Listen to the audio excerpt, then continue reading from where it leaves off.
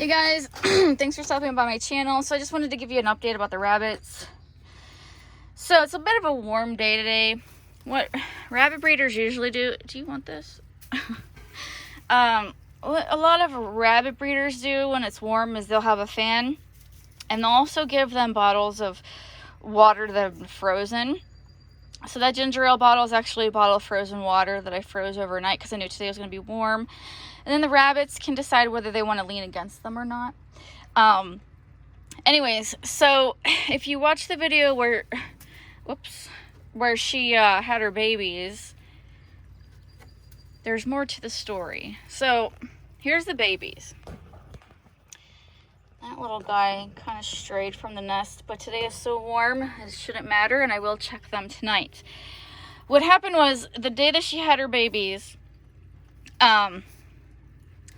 she had more after I checked on her the last time. And they were probably difficult to move out of her vagina, out of the canal, because the babies were stretched. And they're usually born dead when they're stretched because they've been stuck in the birthing canal for so long. So she had actually had 3 more babies, and they were all dead on arrival. Also, 3 of the babies from this litter had crawled all the way over here, and at night it does cool down, and so they did not survive. So we lost 6 babies, 7 babies altogether from this litter. She had a litter of 16, and now she has a litter of 9. I'm just giving her some fruit. It's cool. It's nice and cold treats. You don't want to give rabbits too much fruit, obviously, but because she's a nursing doe and it's cool outside, I want to see if she's going to try some of this mango. This mango's frozen. This is what I use for my smoothies, but I thought she'd like a frozen treat. So anyways, it's a bummer, and she also pulled more fur, which that's kind of awesome, although it's really hot, so they don't really need it right now, but I will definitely check on them tonight. You can just have all of this. Just take it. You can just have all of that. Just take it. You can have it all. So yeah, I was bummed out about that. But like I said in before, I no longer want to breed rabbits. This is just an interesting situation that I have found myself in. I also want to give you guys an update about what's going on with the inside bunnies too. So, Ms. Brown, enjoy your fruit, okay? Do you like that mango? Oh, she's going for the blackberries. Well, I'll check on her later. So here are the bunnies that I have been hand feeding, and you might notice that there's one missing. That one unfortunately passed away. When I noticed that it was getting sick, I hesitated on what to do about it.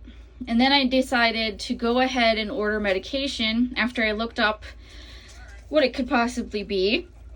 I had that medication expedited, but unfortunately it did not make it in time for that particular rabbit. Once a small animal like this, especially when they're young, once they start going downhill, it's a very rapid decline to death.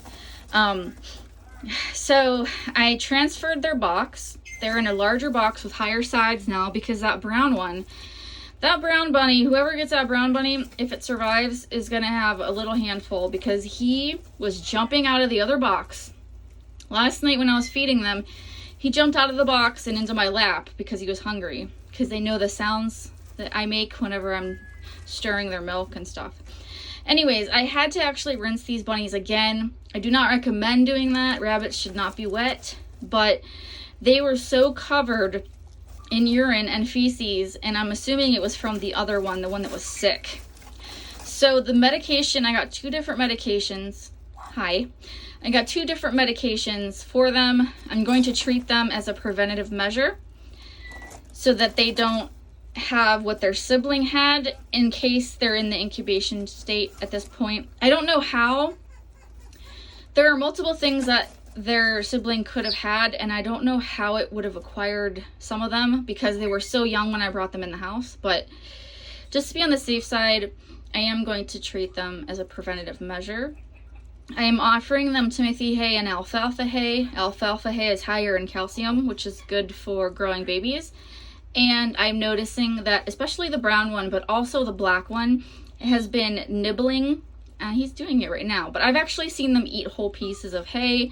I've offered them cat grass and stuff like that, and they do seem to want to eat it. So they're transitioning slowly from milk to solids, but it's still going to be a while before they're off of milk. They can drink milk up to 6 to 8 weeks, and my guess is they're about 3 weeks old now. What else do I want to tell you guys?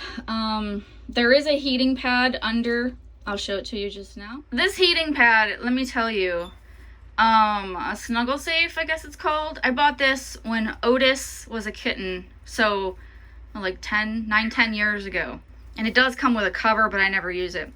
It's a microwavable heating pad. You put it in the microwave, I put it in for 5 minutes, and it stays warm for like, I don't know, so many hours, 8-10 hours. I put it under their box when they didn't have much fur, and I also put it under their box when they get wet, because the biggest problem with getting them wet is that they get cold because their fur doesn't dry quick. So I'm trying to keep them in a draft-proof area, and I'm trying to keep them warm. Once they're dry, they don't need this anymore because now they have fur. But I'm gonna go ahead and put this back. Please keep in mind that even though I do say my words with strong conviction, I am not an expert. This is the first time that I've ever done this, actually. I do a lot of reading. I take into consideration a lot of people's opinions and thoughts and anecdotal wisdom. But, there's only so much you can do. And I've contacted some rabbit places around my area. Nobody wants to take them in, so they're definitely going to be under my care until they're old enough to become a pet for someone else. And my husband is very concerned because I have a lot of I'm very invested in their health. Whenever they're outside and they're under the mother's care, for some reason it doesn't affect me that much. I used to breed rabbits for meat, and I would be the one that would humanely euthanize them. So it's not like I'm an overly sensitive person that I can never see an animal die or yada yada yada. No, that's not it. I could work on a farm. I could work at a vet office. I could, it's not easy. It's never pleasant, let's say. It's never pleasant for an animal to see an animal die or to have to put an animal down. But I can do it. I do it with predators around the area. But whenever you are nursing them and taking care of them and you want them to live, that's a whole nother story. That's completely different. So yesterday I was asking my husband if I should euthanize the one that passed away today. And he said, no, let it give it a chance, let the medication get here. He said, even if this rabbit passes away, I want you to know that you're doing an amazing, fantastic job. And I said, are you saying this because you're worried about my mental health? And he said, yes, but you are doing a good job. So that meant a lot to me for him to say that. I think he's worried about my mental health, honestly.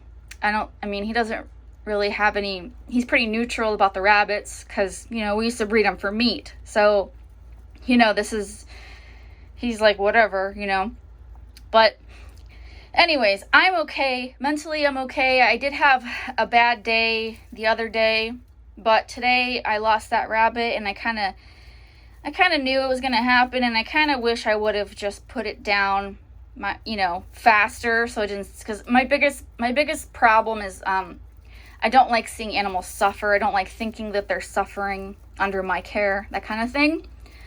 But these guys are doing really well. They're eating very well. They're eating a lot of milk. I usually let them cut themselves off But sometimes I have to cut them off because I'm afraid, because they get so full that I don't want them to overeat and, you know, cause bloating or cramps or anything like that. But they look to be in pretty good shape. They're just a little bit damp at this point, but they seem to be doing good. They're all very active, so I have high hopes. Again, the success rate of a human raising a baby rabbit from like infancy is like 10%. So if I lose more, I can't be super surprised. On a final note, this is my bonsai tree plant. I keep watering it and it keeps looking dry. It's just, I don't know if this room is too dry or what. The leaves are dying on some of them. So I'm going to water it again. I know you're not supposed to water them too much because then the roots can rot, but honestly, it just feels dry. It looks dry, and I've been watering it, so I don't know. Also, I'm not sure when to start repotting them so they each have their own pot. I don't know anything about plants. You know, as much as I know about animals, I know nothing about plants. So I'm going to go ahead and water these guys and hope for the best for them too. And thank you guys so much for watching, and I appreciate you guys sticking it in there with me as I go through this journey. So thank you so much, and I'll see you guys next time. Bye.